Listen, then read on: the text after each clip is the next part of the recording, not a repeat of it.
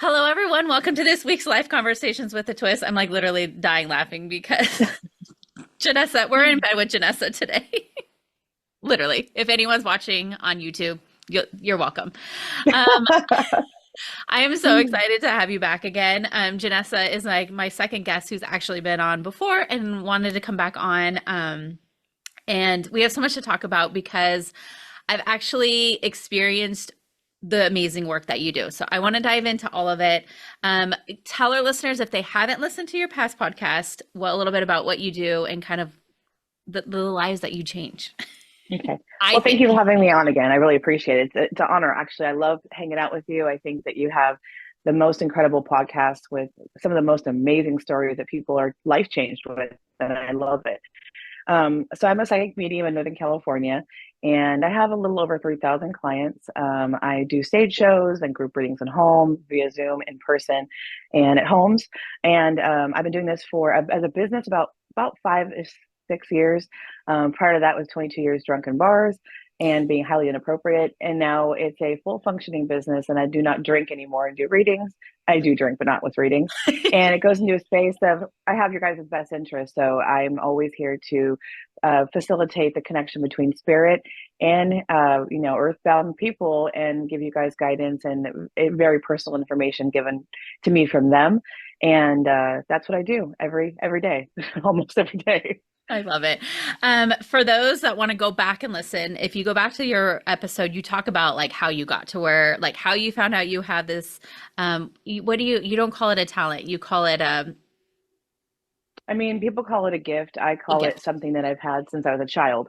And so for me, it's as simple to me as anyone else who has something they're excellent at, whether it's writing or art or super highly intelligent. It's just something that I've had since I was a child, and I roll with it. I love it. And so if you want to listen to that, we're not going to talk about like how she got here because you can go back and listen to that because that's really what that episode was all about, and some of the work you've done with like police and all that stuff. But fast Correct. forward to where we are now. I actually, when I first met you, I hadn't met you in person. I hadn't been to a reading, but after the podcast, I went to a group reading, and I want to talk about that and kind of like what you're doing now, and some of Sure. the lives that you've changed. I can't go into names, obviously, but some of the Right. people in my life that you've really impacted by doing your group readings. And I also want to talk about Right. my experience after the podcast. I don't even know if I've ever even told you the story, but I don't think so. well, let's just talk about that real quick because it was really cool. So on my last podcast episode, you guys got to see like the full episode, but we stopped recording. But you and I kept, well, I kept recording, but we didn't post it to anywhere. But I have the Right. recording. And you kind of did like your own reading on me, which was not expected at all. I was in my old house and you were like, "Do you have spirits in your house?" And I was like, "Wait, Oh, that's right. what?" And I was like, "Yeah, actually, because like all these things have happened. My kids have experienced it. My husband experiences Right. it all the time." And you literally called it out. And it was like such a trip that I like had to have my husband go back and watch it because we were like trying to figure out who these spirits are, who are like haunting us. And it had to do with my husband, which of course, right? Right. But it was just so interesting because it was not what I was expecting. But I literally Right. tell everyone about you. And I think what you do is so cool.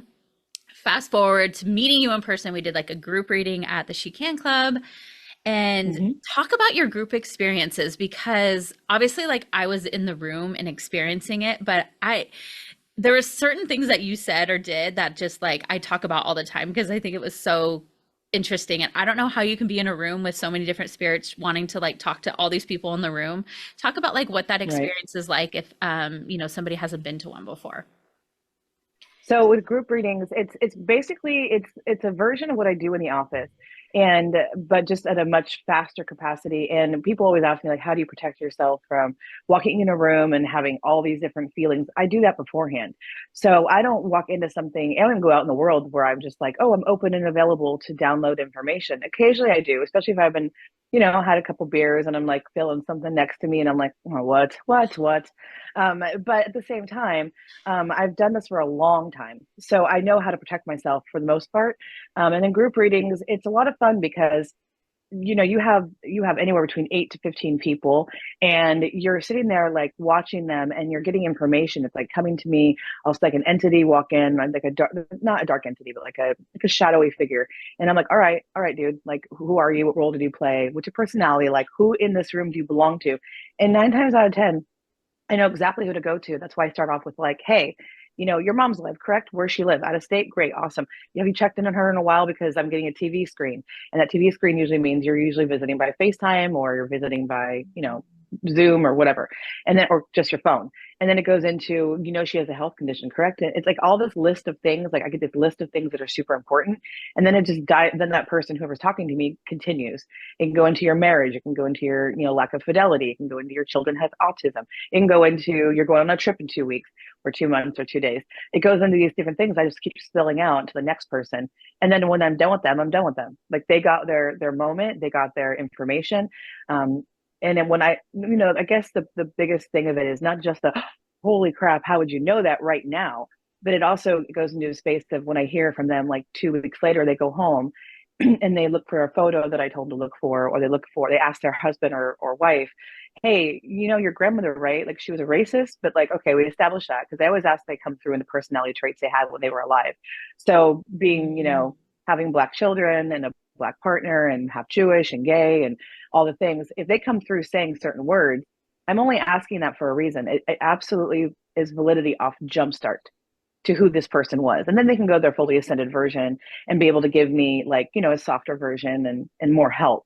But validity is my number one thing. So when someone leaves and goes to their spouse or whatever the case is, and they go to me and they're like, oh my God, you're right. His grandmother was a racist, but also you are also correct. She had dementia. We forgot that. That's why his mother is having health concern to the brain of memory loss. So we need to track the mother's history. And you're absolutely right. We haven't talked to her in a while, and it's wild because we just called her and you can tell something's wrong. So yeah, so that for me is like, whether it is an absolute moment of like, oh, you had a yellow chicken duck toy in the junk drawer next to the fridge that you need to go find, and they find it, or it's immediate. Yeah, I know I have that. It's crazy. How would you know that? Or it's things in a week or two or a little bit longer that they come to fruition. And it's amazing because I don't know you guys. I don't know anybody who only time I ever know anybody is if I've seen him before, because they've seen me multiple times. So the group readings are just a lot. It was a lot. It was so cool. So, I think we had like 10 or 12 people in ours. I was like literally fascinated by every single one. And I only knew 2 people in the room. Everyone else I did not even know. I was like so engaged. It was like so much just to like hear these stories. I was like so excited to like hear what came through for them. Some were life-changing. I literally get chills every time I think about it, because like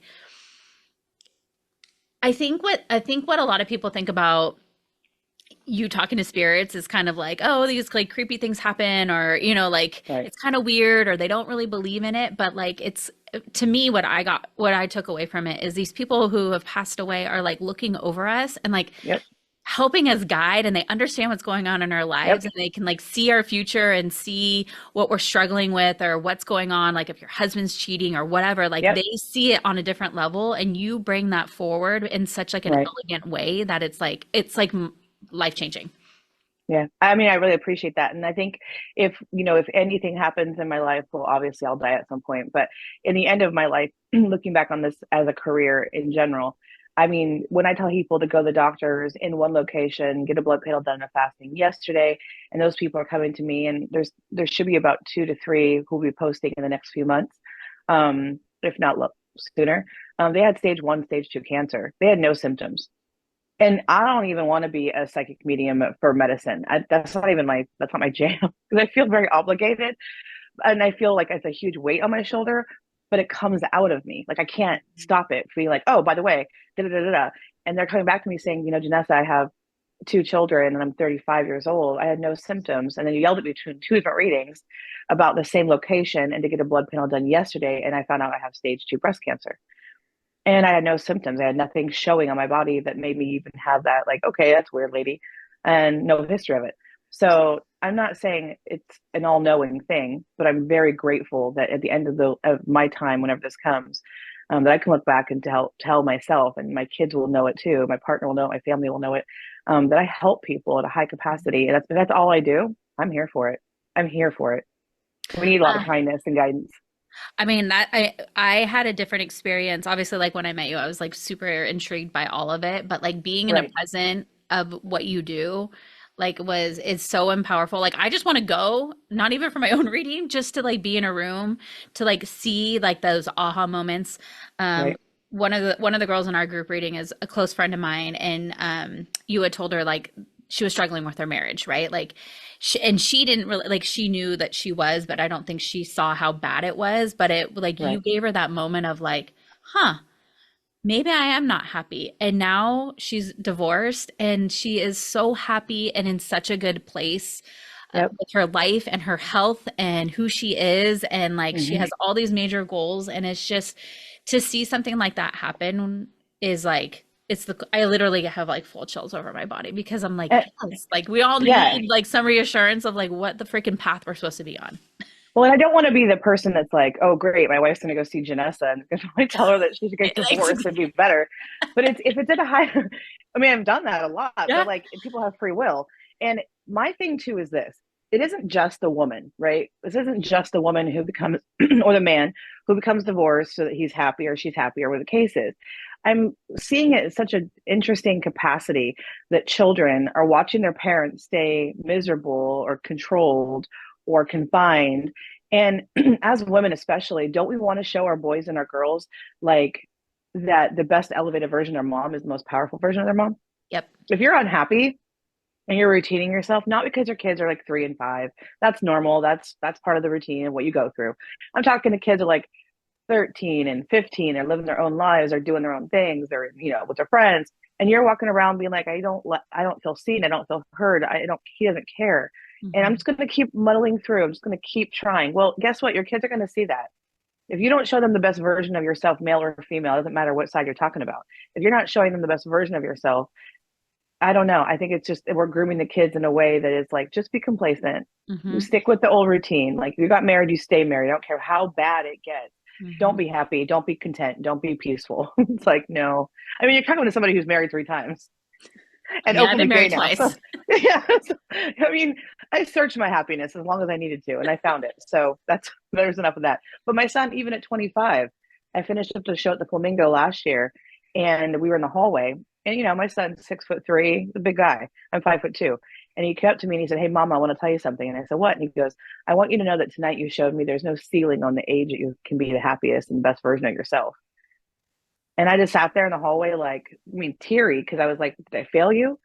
But then I was like, "No, let's reprogram this the way he's talking," because he has my gift too. And so he was like, "I just want you to know that." He's just like, "Seeing you, I realized that you can be the best version at any age." And I took it, at first I was like, "Oh man, I failed my kid." And then I was like, "No, I didn't.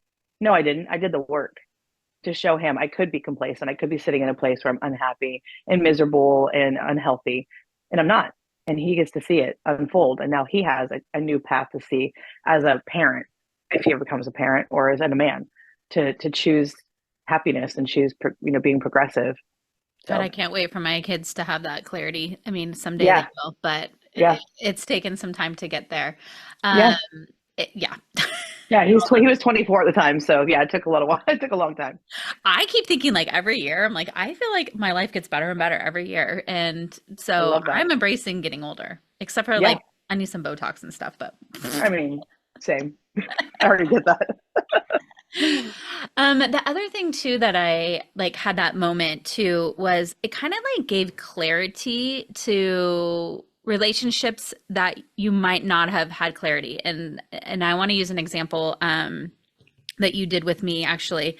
I was married before, and his best friend died in a really freak accident. And when after that, he had lived in that house at that time when he did pass away. So we definitely knew his spirit was around. We knew he was around. We always like kind of joked around about it. My kids had saw him when they were babies. And I it love kind that. of was like always just like there, right? Right.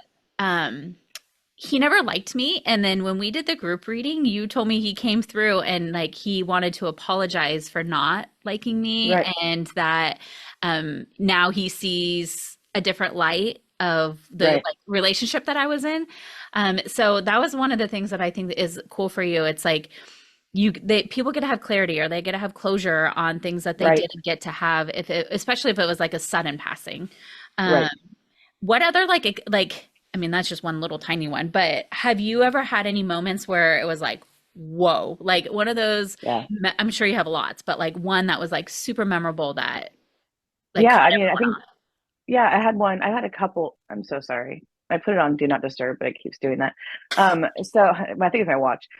So I had a couple, and one of the ones I had more recently was, and it's a very touchy subject, but and obviously I'm not going to use names. Actually, I have two things that are wild, and one I can't say the names either because I don't want to, but I got permission to tell the story. So one was a guy had lost his wife to cancer, and not only lose his wife to cancer, but he 2 years ago he just met somebody 3 months ago. So he's 46, she's 31. He has a child. This woman is with him in the reading. Great energy. He's still like, you can tell like he's in love with her. And the wife's showing me that she actually facilitated the connection of the two of them meeting. And I said, you guys met not online. It was a very weird series of events that led you guys to each other.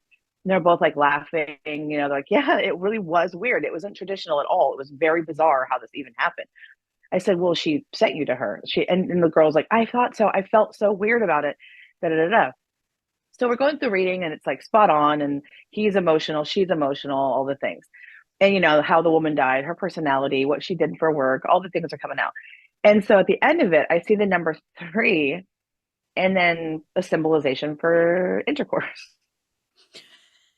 And I'm thinking to myself, if I say this and I'm wrong, I look like a crazy person. If I say it and I'm right, I'm a crazy person. I mean, no joke. And I know what she's showing me, but I'm not sure how to. He is a well-to-do man. So is she. So they're not like they're in there like they're like wild and young. They're both very highly educated and put together. yeah. Put together. I said, I'm going to ask you once. I'm only going to say it one time, and we're going to move the hell on. And they're like, okay. I was like, do you guys employ her to do a threesome with you? Are you asking for your dead wife to come join you in sex? And they lost their mind. They lost their mind. They're like, we joked about it like twice in the last few weeks. I'm sorry, what? You were actually inviting a spirit to a threesome. And she's like, yeah, I do. I really like her. And I'm like, okay, I would never have, and in trillion years, thought this couple would have told me that. I said, can I please share your story? And it was like, yeah, they were like, yeah, of course you can. It's awesome. And it went into like details, like detail. So there's that. And then the other thing was, I had a woman come in who, and of course, why would anyone think that you would actually invite in a spirit for a threesome? That's an actual conversation they had. You can't make that. You can't make that shit up. You can't make that. And then it goes into no, and nor would I want to. Like I've seen a lot of wild stuff, and I've experienced a lot of wild stuff, obviously. But to have that, like them just like break down, like the reading was concluded at that point. Like they were so happy. Then I had a woman come in. This is about a year or two ago, and I use my door in my office. If I know that somebody is not allowed in my room, there's a reason for it. It's usually sexual. It's usually something of sexual assault or physical assault, that sort of thing, or infidelity, yada yada. So this woman's in the office, and I'm like, "Your father's passed," and she's young, and she's like, "Yeah." And I was like, "Well, it's weird because I think he's in the lobby, but he's not allowed in. So what happened?" And then her grandmother was showing me a high capacity of assault. And she goes, I don't want him in the reading. And I said, you don't have to have him in the reading, sweetheart. He is not allowed. I've actually physically made this door like a bridge in between the two places. But it will also prove validity to the fact that if you're on the other side of it, you're not allowed for a high reason. Mm-hmm. And lo and behold, I said, oh my God, did your dad like assault you, SA? And her whole life. And so for her, she's like, I haven't, only person who knows is her mother. And I think a brother who lives out of country. And she's like, I had lived in this like torturous life where I was consistently his other woman, even from age 5 on. And I broke down. I was like, I don't know how else to feel because obviously he wants forgiveness, blah, blah, blah. He ain't getting it. She doesn't have to give it to him. Mm-hmm. And then she got really emotional and she goes, what's crazier is no one knows this like deep, dark secret in our family that was pushed down until he killed himself. And I'm glad he killed himself. And I'm like, girl, I don't blame you. I don't blame you at all. And I'm so sorry you went through that. And she goes, it's just weird because I was hoping he wouldn't come through, but I'm glad it came through in the way that it did. So I feel safe. Like, I feel safe that you may be safe Mm. here at this office, that he's not allowed just to come into my space. And I said, no, he's not.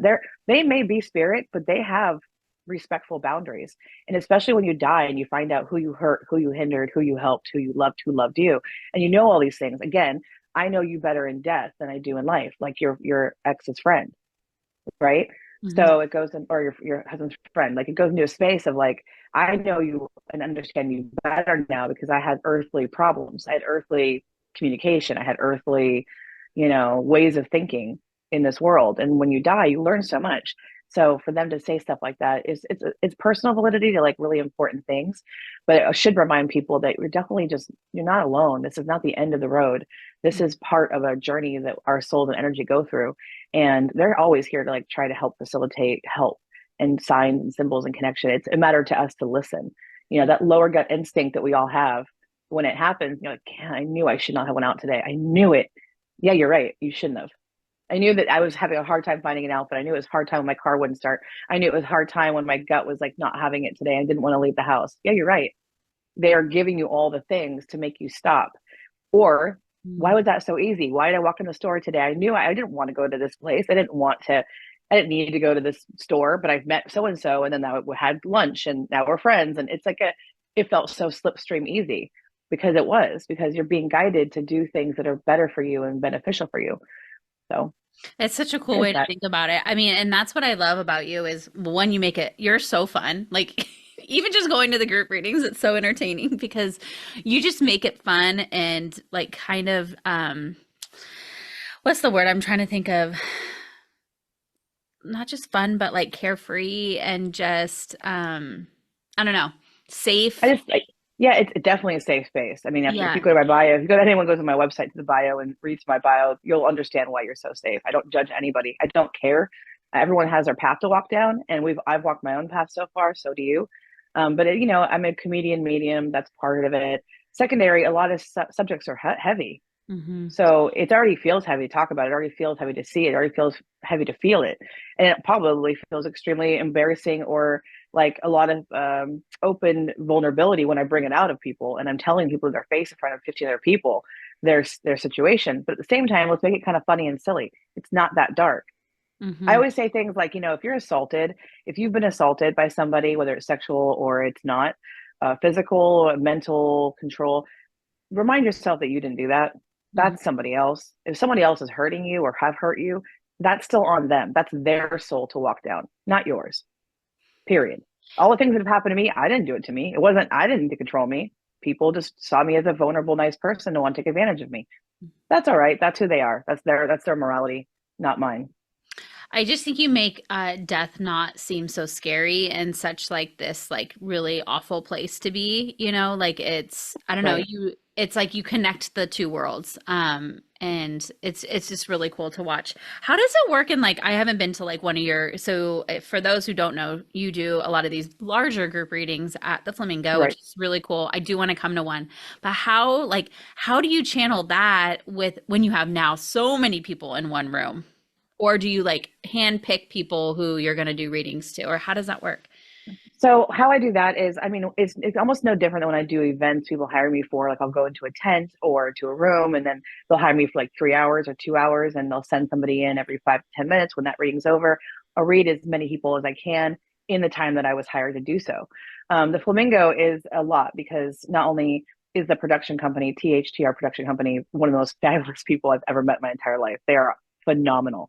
In fact, I met them at Nick's Cove a year and a half ago when I had met an agency I signed with. I thought my job, my career was going to take off. I had a vision that I go to this place and meet the place that took me the next step, right, to head towards television. And I met two important different people. I picked one. That is no longer a thing. And then I realized it was the production company, THDR. And I can't tell you the shows they put there. It's a lot. So we have walkout music, we have lights, we have a stage at my office. It is so incredibly like it's just a lot. And so I usually like want to go throw up first, and then then I stand behind the door, and then they do my intro, and I walk out. And when you walk out, and you see 200 people, and three-fourths of them are like emotional or they're crying or they're excited and they're like, I can't wait, pick me. It's a lot of pressure because I want to please everybody. But what I do is exactly what I do in a group reading. So I have to center myself. So I go on stage and I basically do like an opening monologue, like what's happening in the world right now, blah, blah, blah, blah, that sort of thing. What I've done the last X amount of months that was last on the show or on the stage. And then I just kind of ask people who wants to get read. I don't like bringing people up who don't want to get read. They could have come with a partner or a spouse or a friend, and they're, religious, or they are scared to have anything happen. So first I'll ask who wants to get read, and then I'll walk around until I'm like internally pinged to bring somebody up, and I'll do like 2 at a time. So I'll bring up 2, read 1, replace, read the next one, replace, and keep doing it until the show's over, and just keep going, nonstop filter, and I will use my own people. If I'm not going to pick up your grandfather or your father, your whatever, if I don't pick something up right away, I'll ask my people. Like, what does this person need? Okay, so they're listing they have 2 child losses. Okay, great. Okay, they're married. Okay, great. They hate their career. They're going to change in April. Great. So I just kept going until I hit like a few, 5 or 6 minutes of that person's, reading on stage, and go to the next person, and then just do it all over again and all over again until I'm done. So crazy. I definitely want to come. You said you booked one in February? Yeah, I should be doing like a Valentine's Day event there. And I might be doing 2 shows. I'm also going to be doing a singles event held by myself. It's going to be at Fog Belt Brewery in Santa Rosa, or Civilization Brewery.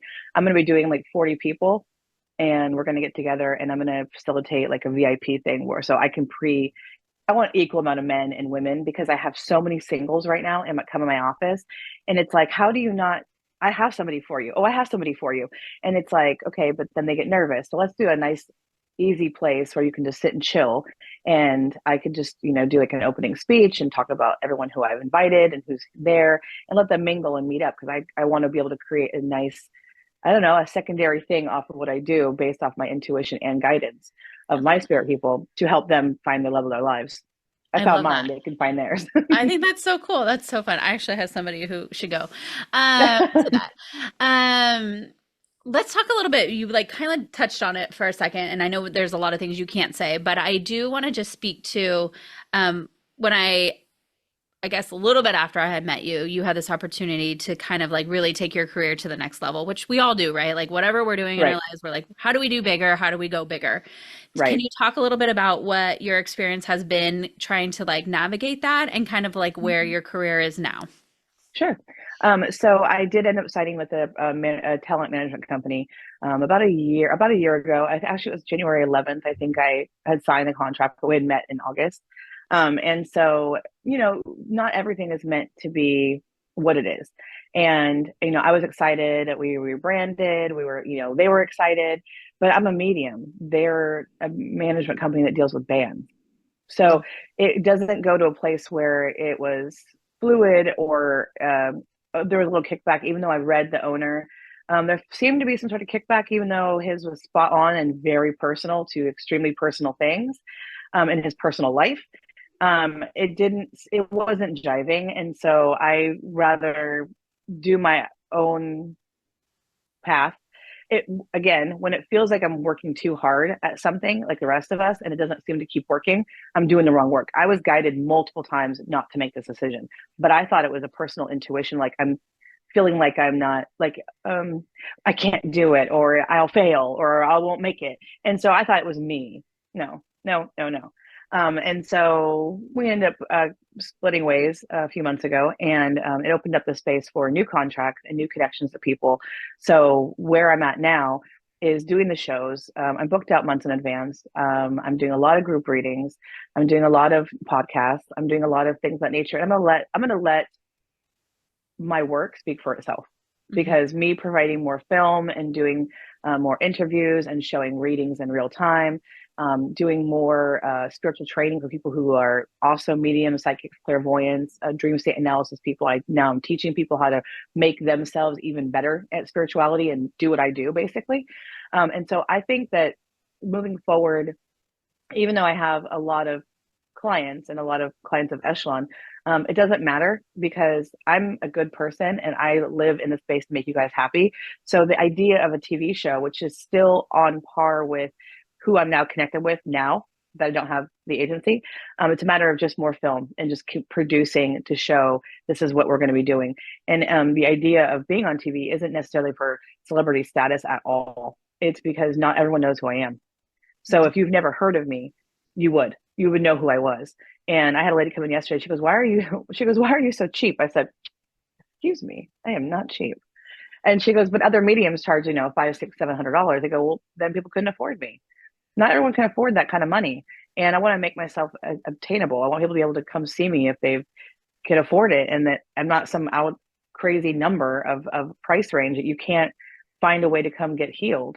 And another thing I don't do is I don't use money as spirituality as a control factor. You can come see me once and you are healed. You got all you needed, and I never hear from you again. And I'm so happy for you.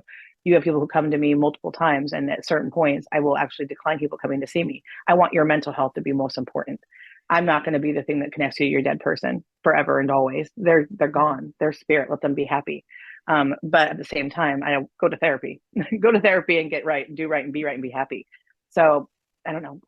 Using spirituality to control people with money to me is disgusting. And I want to be in a place where I can be in my office, do what I do, and let the work show for itself. If you go to my reviews, you'll see why. And that's what I want to do until the next step happens and unfolds in the healthy way.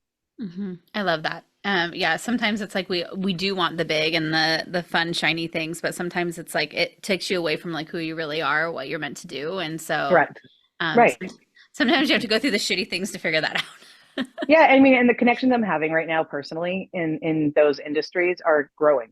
Mm-hmm. And so it's a matter of, now 2025 will be a lot of film. I'll be doing live readings. I'll be doing a lot of those things to show exactly in real time what you get to experience and everyone else, comes and sees me for. And so I'm here for it. Let's just rock it and improve my point. I love it. Yeah, if anyone is listening and hasn't had an experience, you should definitely get on board with one of them. It's really cool, whether you do an intimate, which I haven't done, which has actually been on my radar to do. But the group things are really fun and entertaining, and I don't know. It's just cool. I need to go to the bigger ones too. The one question, I know you like gave me like specific like situations of where like things have come through. Is Right. there been one person that you've done readings for that you've like that your reading has truly impacted their lives in a positive way? I mean, I want to say everybody. I know. I want to say everybody. I hope that's Or is the there case. one that you're like, damn, like look at them. Like they listened to what I said, they took in what I said, and now they're Yeah. like, I mean, doing Yeah, I mean, I've had a couple people come in because someone suggested to come see me. One was a woman who lives near Oakmont, and her husband had died, obviously, and not obviously, but like she didn't come with me because she was like bored. She came for a reason, yeah. and she comes in and she's like, you sit here in your office and you can talk to dead people, and that's great, whatever. I don't really believe in this, but my daughter's making me go, and I'm upset because you talk to people whenever you. And I'll be real, whenever you fucking want. And I haven't heard or seen from my husband or had even a dream in 7 years. And I'm in my 80s and I don't know how to feel because it feels like I'm alone, and he was my entire life. And now I feel the loneliest I've ever been ever in my life. I've been with him since I was, 20 years old, or whatever it was.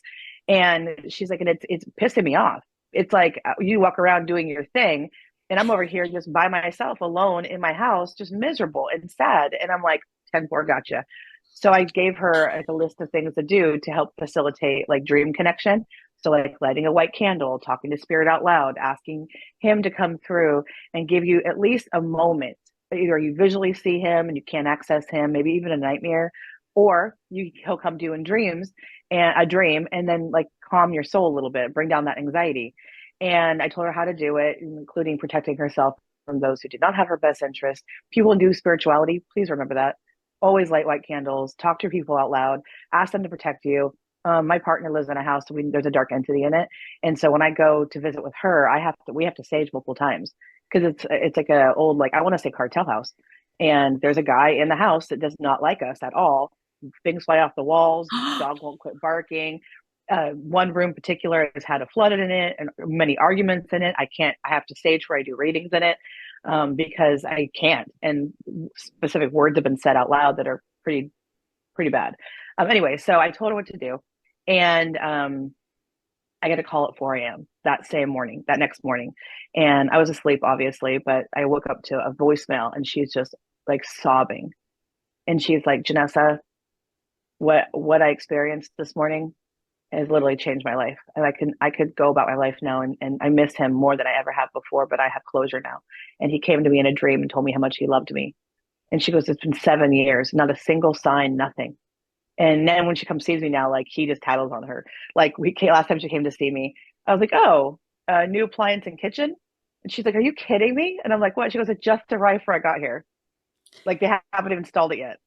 And I was like, oh, that's amazing. So now he's just watching over her. Now that she has that calm about her and she understands like that he's okay and that he loves her, he didn't abandon her. She's not alone. She just wasn't ready until she was ready, I suppose. And then one of the instructions I gave her to help her like control that and bring it into her worked right away. And it was one of the best email or voicemails I've ever received. And so for her, she's like moved on in her life now. She's got hobbies and she has friends and she's happy and she's eating healthy and yeah, it's great. I love that. Me too. Do you do a lot of like if people have dreams or things that keep popping up in their dreams, like are you able to like help get clarity for them around that? Yeah, they usually come to me because they are dream people. Like Aquariuses are really good dream people. They tend to like be facilitators. Like they do what I do, but in dream state. So for me, when people come to me like, "Oh, I keep having these dreams," I'm like, "Well, then go. You don't have to book a reading. Just go to the dream dictionary, look up those points. Like if you have a dream about a blue boat in a kitchen, the word blue means something, the word boat means something, and in fact, boat out of water means something, and then so does kitchen. So someone's giving you like a paragraph, whether it's a warning, a guidance, a story for somebody else, like, oh, this means like there's going to be a life change, and da da da, and it's going to affect your health or something. I don't know, but it's a matter like just go look it up and record your sleep.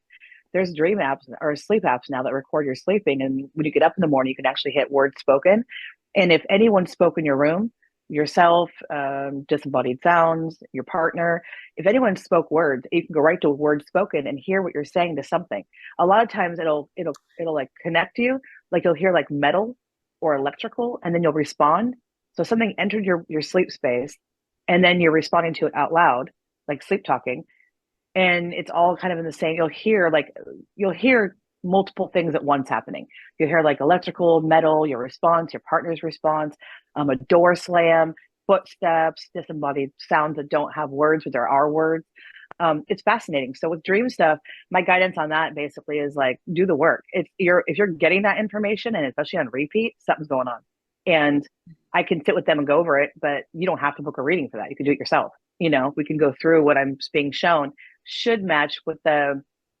So I'd rather have the spirit show me what this person's here for, because then when they look up their dream, it should match what that correlates to.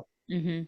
Yeah. I have a dream, I have it all the time, where I have gum in my mouth and I'm like trying to get the gum out. Like I'm pulling it out of my mouth and won't come all the way out. That happens to me all the time. Yeah, it sounds like an anxiety thing, to be honest. It does. It sounds like it sounds like just a way of like you can't quite either be seen and heard, or you just can't quite articulate in the world exactly what you're requiring. That sort of thing. I'm not guaranteeing that. I'm just saying for me, it feels like it's going to be something more about you and your ability to, be strong in what you're saying, because you can't quite get the words right. But I could be wrong. It'd be something completely different. But no. But I have one dream on repeat. In fact, I have two on repeat throughout my all my 20s and 30s and 40s, where it's in one of two houses I lived in. And when I have those dreams, I know for a fact something's going on. Like I know if I'm in that house, I know that I'm dreaming, and I need to pay attention to my surroundings. So the last time I had the dream, it was my grandparents' house that I lived in for a while, and it was dark. The door was open. There was a porch. I can tell you verbatim because I don't remember my dreams. So this is what I'm saying. It's like a big deal. So it's like I'm in the house. It's all dark. There's a couch. The front porch lights on. The screen door is shut. I see a string of lights going across, like little twinkle lights, not Christmas lights. It was like fairy tale lights. They weren't real. Like a string of silver, but like they're lit up, little lights. And then the front door is open, and my partner was on the other side of it. And then her friend was behind her. And he said, I'm going to go ahead and go in and take care of this. We need to protect Jenessa. She can't do this anymore by herself. It's too much. And don't worry, I'm going to go take care of it now. And, but I was in that house, and I know when I'm in that house that whatever's being shown to me are symbolizations for things that I need to pay attention to. And I went and researched it. And basically, I needed a break. It came down to I needed a break. I needed a break from the heaviness of that week's readings. I needed heaviness, I needed a break from, I needed to pull my calendar back a little bit and take some me time, because the readings are on point, but I'm getting to the point where I'm just going to bed and then getting up and going to bed and getting up and going to work and going to bed. And so it was like this whole thing about you need to talk to your friends and family about helping you be able to feel comfortable, turn the light on, feel warm, be protected, and not be like in this dark space where you feel alone. You're just clinging onto something to get through it. So it's very interesting. Yeah. Speaking of that, because it can be a lot. Like, I mean, even just being in a group reading, like hearing all these stories and all these heavy things that kind of come through, how do you kind of like digest all of that at the end of the day, or, after a group reading, and make sure you take care of yourself? Like, what kind of things do you do to do that? I do before work, even before I get there. I will always, like, in the car ride, put on like certain music. I've already done like white candles at my house prior. The house I go to, I always require a white candle. I'm doing it. And I think I've done this so long that I'm in a space where I don't try to absorb everyone's drama, because everybody has drama and trauma. And everybody has somebody who died suddenly. Everybody has something that is tragic. And I know this. So I try to do my best. It's like my job is like I'm going into like a surgery, and my job is to heal and then walk away. And hopefully nothing bad happens in the process is too much. Sometimes I'll get into a space, especially of like, I feel like someone's going to be passing, which is a newer thing. My mom died a year and a half ago. And so I knew things I can do now this last year when she crossed over. So like, if I feel like that person needs to go speak to their grandparent, their parent, their child, their spouse, whatever the case is, and I get emotionally attached, like, this is me telling you, you have this much time before either they cannot speak any longer or can't respond to you any longer, or they're no longer alive. I don't know which one of it is, but for you, this is for you for closure. And hearing people knowing that someone's not doing well, and just like that feeling of like, one, I'm giving them the ability to go have closure before it can't. But two, there's certain things. Child loss is a lot. I had a client whose son doused himself in gasoline, and his suicide was a direct connection to her for the reason. And when the two children came through, it was two mothers who had met at a suicide, moms group. And I was like, why are you not, I don't want to see in my head what it looked like, but why are you guys, and all of a sudden it was like, these two people, they know that the reason we killed ourselves, it's not right. And it's maybe not 100% whatever. And even the women were like, yeah, I said this and he went and did that. I said this and she went and did that. And I'm like, oh crap. Like, you guys feel and have validity to absolutely the reason why this kid lost it was because something that happened between the two of you guys personally. Everyone makes their own choices, but stuff like that, it weighs heavy on me. But I also remember that that's their path to walk down. It's not mine. It is not mine. And so I do enough protection before I go into something to know that whatever I feel and hear and see and is valid and is emotional and is life-changing is meant for, they booked the reading, they sat their butt there.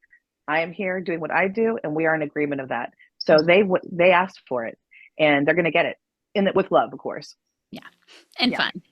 And fun. Oh, so good. Is there anything that you want to talk about, or anything that is on the horizons that you want to share with us? Not particularly anything like that's extraordinary. It's going to be a lot of shifting in my career as far as going towards more Zoom. There's nothing different between a Zoom reading and office reading. There really isn't. But because I'm asked to travel for work, I'm asked to go to different states to do group readings. I need the ability to say yes, because I can say no because I'm too booked in my office. If I can say yes because I'm traveling, I can still do my readings. And that gives more reach to people to get healed. And so there's that coming, the show with the Flamingo, the singles event. I might be possibly working with a client of mine who, because of her many readings with me, her life has changed dramatically. And in a positive way, that with her being on television. So we'll see where that goes. I have a possibility also of a couple influencers that I'll be reading here in the next month or so. One of them is her partner is passed, a celebrity who's passed, and the other one is a really amazing influencer. And so I might be reading them in the next month or so.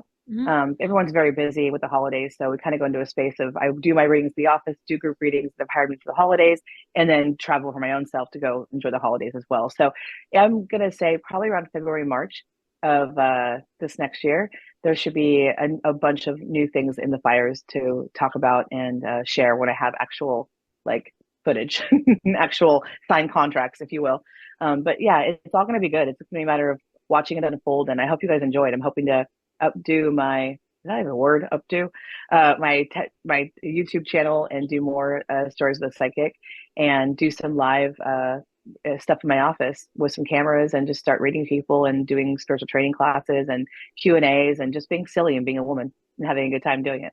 I love it. Yeah, you are loads of fun to be around for sure. You you definitely like bring energy to a room. So it's been really cool to watch your journey. And like I said, if anyone wants to go experience it, literally tell people all the time, like, or if they know they're struggling with something, or they know someone that's passed something, you have to go see Jenessa. Like, she'll help, like, give you a little bit of clarity. It's really cool. So thank you for being on. You're welcome. Thank you for having me. Next time you be on, hopefully you're doing something even more fabulous and amazing. And yeah, so thank you. Maybe we'll have to do some sort of fun, some sort of fun, I don't know, like a drawing, or I don't know, that sounds like so archaic, but some sort of giveaway where we could do, you could bring somebody else on third party, we could do a reading live. Oh, that would be really fun. Yeah. I know. I thought about asking you to do a reading and like just let it out there, because Yeah. my story in my life is pretty already out there in the world. Right. But, it would be kind of cool to do so people can actually like experience what it's like, because I'm sure some people probably have some hesitation and some don't, but Of course. it's really cool to be a part of it. Yeah. Well, thank you for having me. I appreciate it. Yeah, we'll figure something out. Something fun. Absolutely. Yeah.